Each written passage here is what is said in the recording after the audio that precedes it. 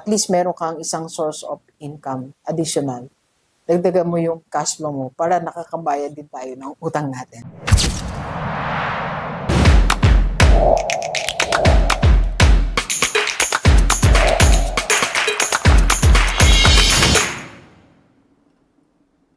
Okay, Gilliver. So, welcome to IMG Rockstar. So, nandito tayo sa IMG office. Dito sa Makati, dito po tayo nagpupunta every weekend to meet my members, leaders natin, community natin. Okay, ano nga ba yung sikreto ng financial security?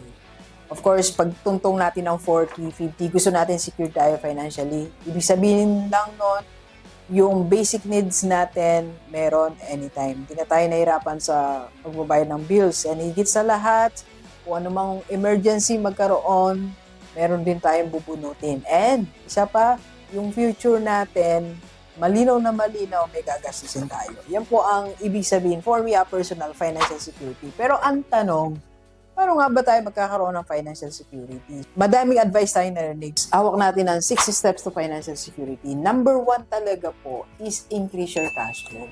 Wala talagang tatalo dun eh. Yung madagdagan, yung dumadaloy na pera sa atin. Financial security, nag-start yan sa kita natin ngayon bago tayo mapunta sa future.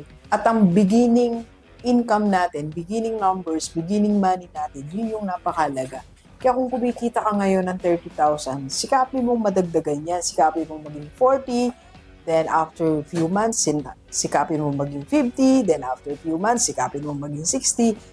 Yun ang simula. Increase your cash flow. Dagdagan natin yung income natin and bawasan natin or ayusin natin yung budgeting natin para madaming pumapasok pero control din naman natin yung lumalabas natin.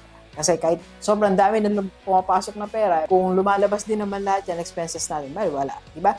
Pangalawa, i-manage natin yung mga utang natin. Manage your debt. Alam ko, may mga pagkakautang tayo, ayusin natin. Anong dapat mauna? And ako, for me, ang aking advice, at least meron kang isang source of income additional. Dagdagan mo yung cash flow mo para nakakabayad din tayo ng utang natin. Pangatlo is, dapat may emergency fund tayo. Napakalaga niyan. Imagine mo, may income ka pero wala kang emergency fund. Ano gagawin natin? Mangungutang tayo. At yung utang na yon, tumutubo, unti-unti, kakain ng income natin. Kaya napansin mo ba, kahit marami tayong perang dumarating, pero marami tayong binabayaran, di rin natin ma-enjoy. And number 4, ensure proper protection. Dapat protected tayo. Meron tayong healthcare. Isa sa mga protections. So kaya kung 40 ka, 50, wag kang pumayag na wala kang healthcare. Doc, anong healthcare ba kukunin ko? Abay, kung ano meron ako na may re-recommend ko sa inyo, ang Kaiser. 3-in-1 na po yan, may healthcare, life protection, and investment. So, kung wala ka pang Kaiser, PM mo lang ako sa personal FB ko. Yan po ang personal FB. Okay? Dapat protected tayo. And number 5, ito, isa sa mga nakakalitan natin or nawawalan tayo ng pasensya kasi nagmamadali tayo, build long-term savings and investment. Lahat ng investment, long-term.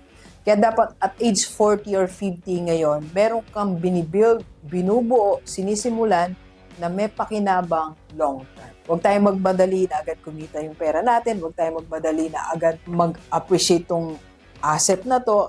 Kailangan nag-build tayo. Like for example, sa atin, sa Kaiser, no? Actually, kung protected ka na and at the same time, nakakapag-build ka pa ng investment for the future. Unti-unti. Long term. Like sabi nila, Dok, ang tagal bayaran na 7 years. Only 7 years. Ako nga, patapos na eh. Parang kailan lang, kinukonvince lang din ako ng agent. Sabi niya, Dok, kumuha ka na. Parang ayoko pa nga kasi that time meron ako sa company. Pero salamat na lang, kumuha tayo. And number 6, preserve your estate. Okay? So, more on that, pag-usapan natin. Isang mahalaga po is, you have these steps, simulan mo, increase your cash flow, increase your income. Okay, to help you, we can help you po sa IMG Rockstar community. You can join our community. Pwede tayong mag-meet dito sa Makati or pwede tayong tawagan ko po kayo through video call kung kayo OFW o nasa mga bahagi ng Pilipinas. Maraming salamat. Let's go, let's go. Wala pa tayong kape. Later.